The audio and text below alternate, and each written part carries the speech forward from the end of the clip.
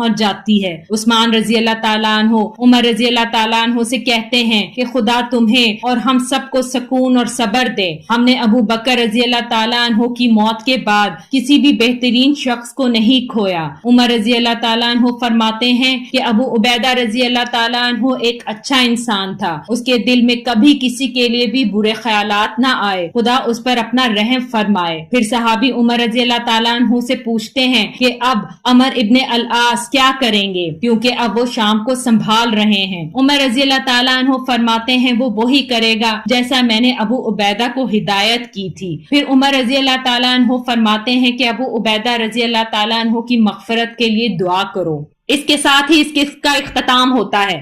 آخر میں آپ سب سے گزارش ہے کہ میرا چینل سبسکرائب کریں، میری ویڈیوز لائک کریں اور زیادہ سے زیادہ اپنے فیملی فرینڈز کے ساتھ شیئر کریں۔ اگلی قسط تک کے لیے اپنا خیال رکھیں۔ شکریہ۔